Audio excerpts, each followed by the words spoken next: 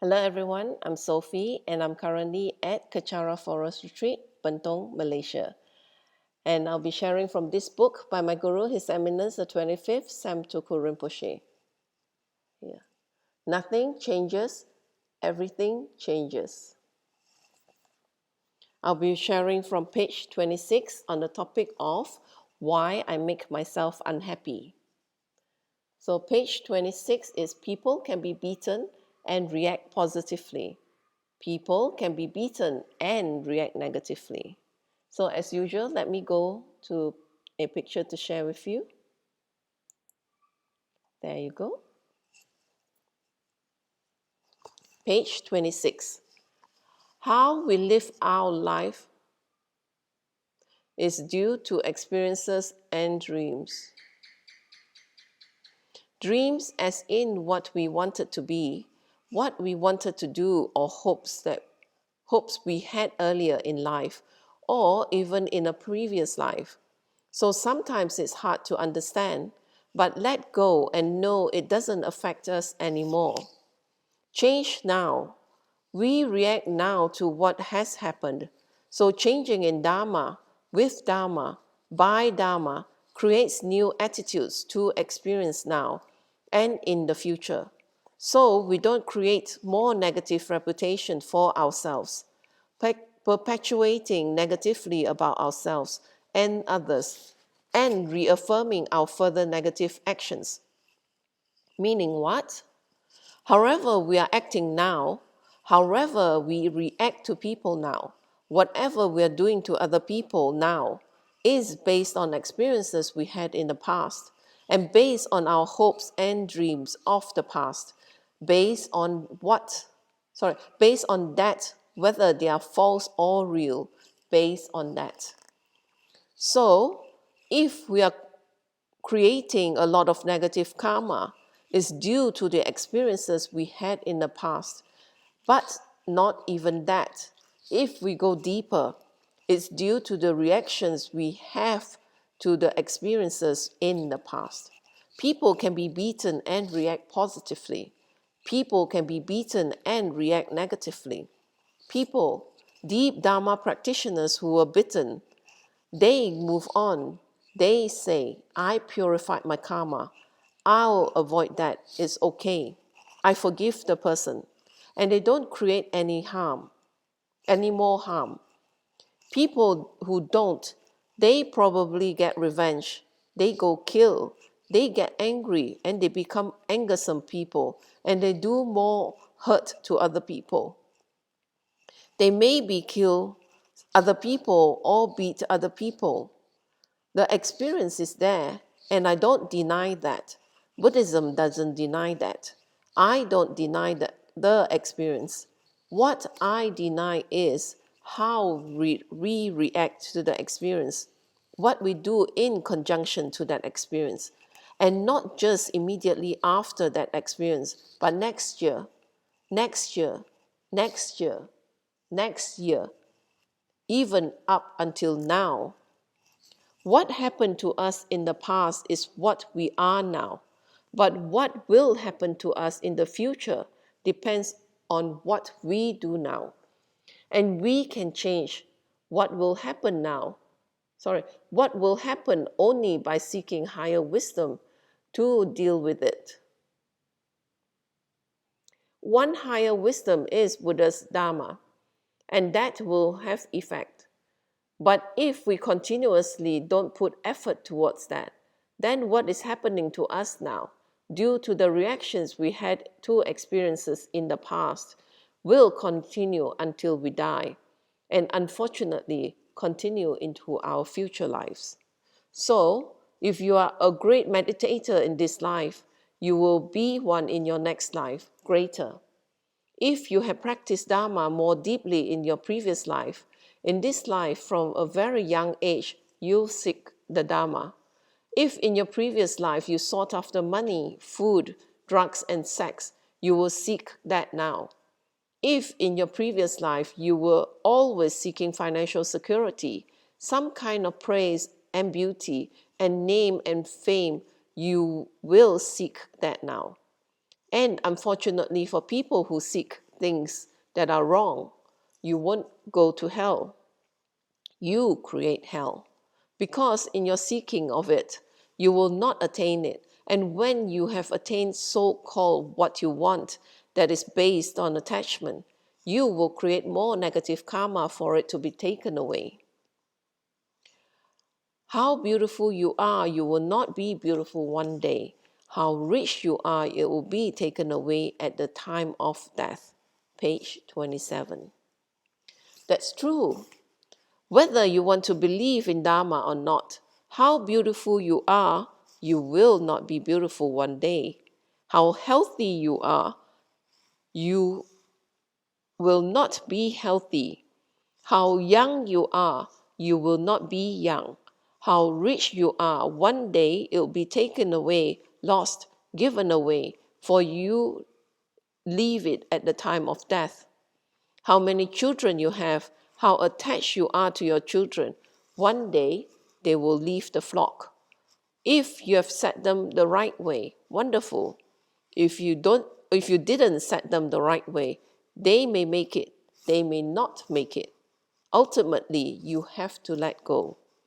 If you have wonderful parents that take care of you, give you money, give you love, give you cars, food, house, everything that you want, they will be gone. And don't think that, oh, when they are gone, I'll have a big inheritance. Because if you don't have the merit to have it, if you don't have the luck to have it, when your parents are gone, they take their luck with them. So when their luck is gone, you don't have luck anymore. You will go down. So a lot of kids, after their parents die, go down. A lot. I've seen it. Why?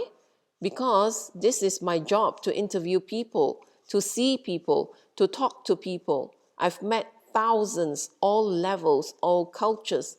This is my job. I've met a lot of kids who come from extremely wealthy families. Once their parents are gone, the kids fall, boom. They can't even get a job. They work somewhere cutting paper. And I'm not putting anyone down. Why? Because when they don't have the luck, but they live with someone who has the luck, they get something.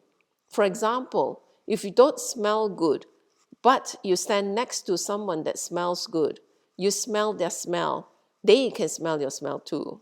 Okay, so when you're around someone who smells good, they smell really good because they put on Christian Dior, they put on Passion or whatever, and they drank a whole bottle, you know what I mean. And someone comes near, they think, oh, you all smell so good. But the minute that person goes away, they smell you and they go, oh, you smell interesting, correct? Similarly, if your parents are very wealthy and you are there, everybody looks at you. Oh, you guys are so lucky. What? You are all so rich, got everything. If your parents drop dead, they go away, they are finished, they are no more. Suddenly you are smelly. If you don't have the luck to have the wealth, you don't get a dime. Sorry, you won't get a dime, I promise you. If I'm wrong, Buddha is wrong. I'm not backing up what I say with the Buddha.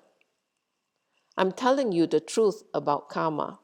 So, if you are riding high now and you are having a great time and you are just living life and you are just going along enjoying yourself and letting daddy and mommy give you everything, I wish I had one like that, but I don't. And you are just going along. If they go off, if they pass away, they may have $10 billion to give you. They may have $10 billion, but if you don't have the luck to have it, maybe something goes wrong in the courts with relatives, someone, you can't get it. I promise you. So you better get your act together now. That's what I always tell myself. Similarly, that is for everything in life. If that person is very powerful and they smell good, once they are gone, your smell comes out because you go along with your karma. You think about that. Does that make sense? Is that logical? Even what I'm telling you now is Dharma talk. Even some of you who have taken the time to come listen to Dharma for 1 or 2 hours, when you live here, you get more knowledge. That is what you get. That is what you do for yourself. I don't charge you. There is no entrance fee. I don't get anything from you by teaching you Dharma. There is no benefit for me. In fact, I take time away from watching movies. I brought some new movies yesterday. I'm dying to go home and watch it because I'm not attached. So I take time away from my personal life to come here to share knowledge with you that I've taken 20 years to learn through a lot of sacrifice. I lived in a little house in India. Later, it was a big house, but anyway, in the beginning, it was a little hut living under my teachers. So when you leave here after 2 hours, you did something for yourself. You get knowledge that is over 2,500 years ago from the Buddha.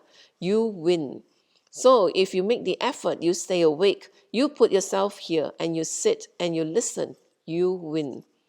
If you are having a great life now because your parents have given it to you, your company is giving it to you, your girlfriend is giving it to you, your wife is giving it to you, your husband is giving it to you, your boyfriend is giving it to you, your lover is giving it to you, whatever, however you are getting it, you have to make sure that when they are gone, you have the luck to continue that way of life. Because if you don't, no joke. So don't be riding high now. And some of us who are riding high now without any personal effort, let me tell you something. According to Khenso Jampa Yeshe Rinpoche, it is the speedy way of burning up your merit and not having anything later.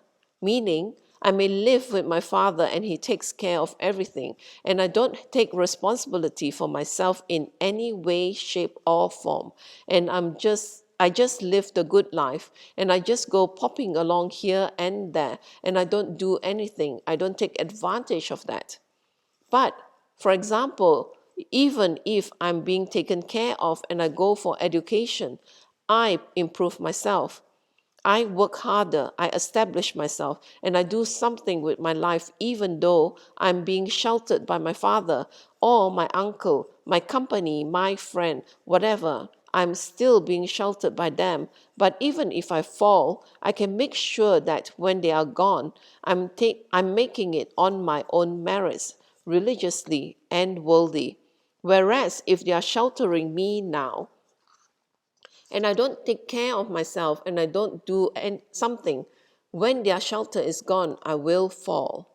And what Khenso Jampa Yeshe Rinpoche says is that, in fact, that type of person who uses their opportunity not for improving themselves, but for just enjoying and laying around, they use up their merit faster and quicker. So when this umbrella or this parent or this person is gone, they will fall even heavier.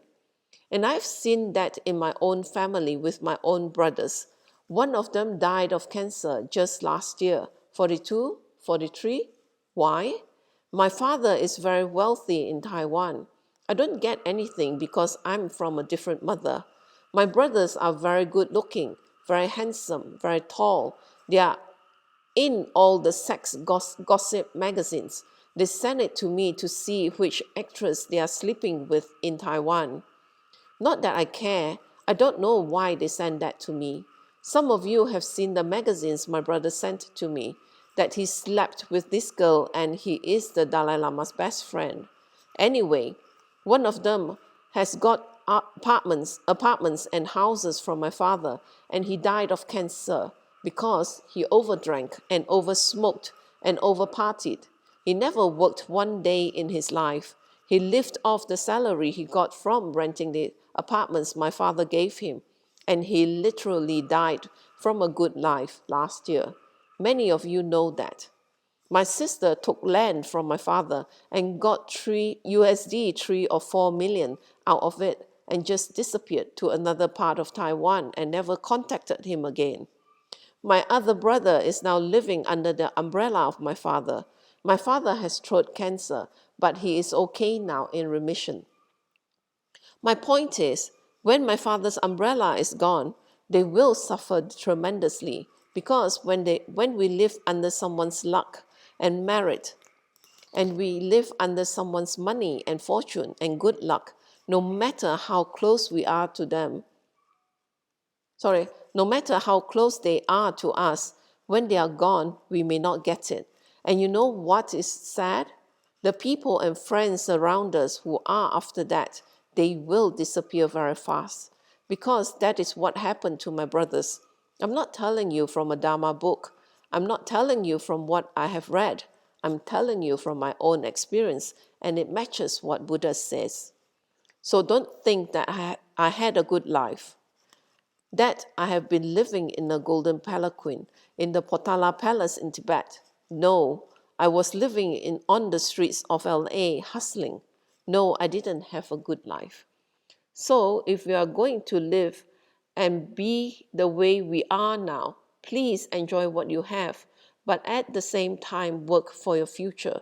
Whether you want to do it from a Dharma-based karma or you want to do it from a self-preservation base, do it. Because what you have now is based on the past, but the past cannot always become the future. And then you may use your merits up very fast. And may I tell you very honestly and directly, without any negativity at all, it is that when I woke up, I thought about all this. Must be the crowd coming. I didn't know who is coming, but I write all this down already before I came. So if anyone in the audience thinks I'm pinpointing you, I'm not. I have written this down before I came, and I highlighted the ones in red that are very important. And it is just that I'm almost done. So I don't know who is coming. But with me, it is very strange because depending on the crowd, it depends on what I want to talk about. So I get an inspiration. I know what I wanted to say, and I know what I want to do. So I write everything down. I come and I just talk.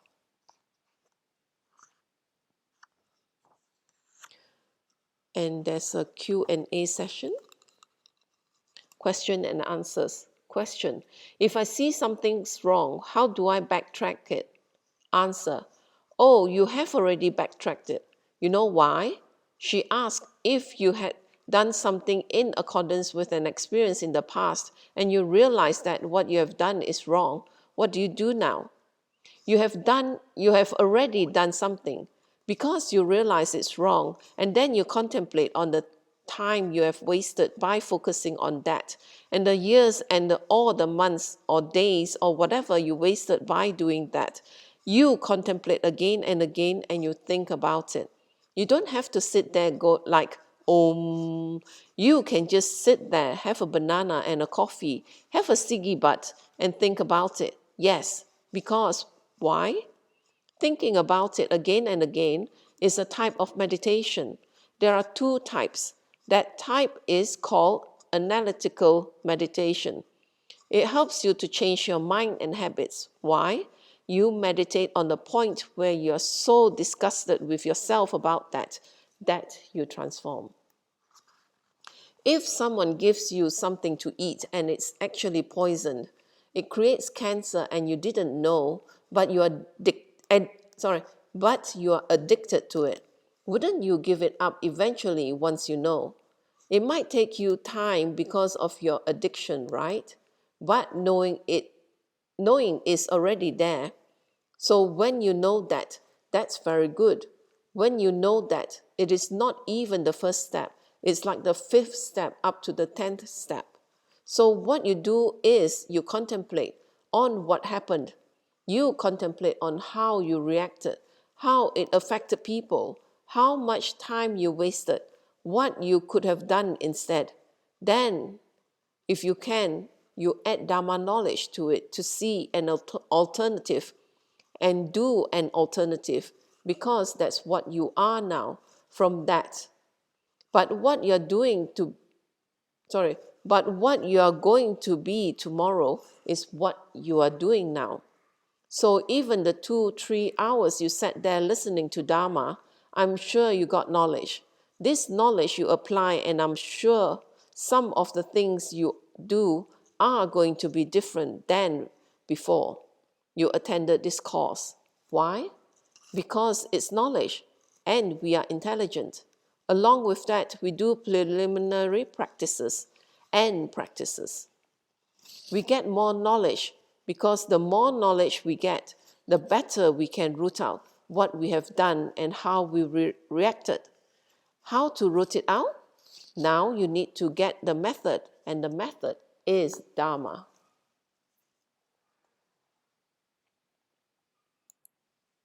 And with that, I end the session now. So we'll continue on with the next chapter of Nothing Changes, and that is in my next sharing. So thank you for joining me, and I will end this with a completion dedication in Tibetan. Jangyo Sencho Rinpoche, Make Panam Geishi, Ke Panam Pame Payang, Goni Gondo Pewashu, Toni Toa Rinpoche, Make Panam Geishi, Ke Panam Pame Payang, Goni Gondo Pewashu.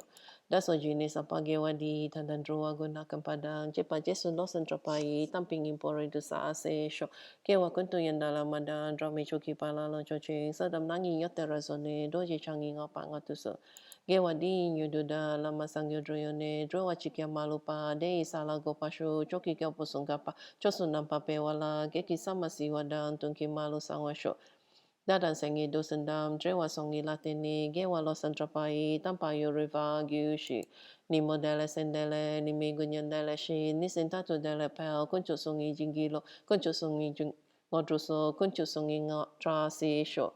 Yeso lama kusen rap ting ching, nam katri ni chochu ke pada, losam tempe drome sapsongi, droe munsa tato ni gyushi. Gang ri rawe ko shin kam dem, pendan dewa malu gyo ne, cheren se wan tensing get soi, shape shiri padu teng gyushi. Home tompe ngodro malupa, den ne dala sel tu so, kodan den palong chot nam, ke paso shi shukten sel. Thank you very much for joining me, and please join me for my next session as I continue on in this book.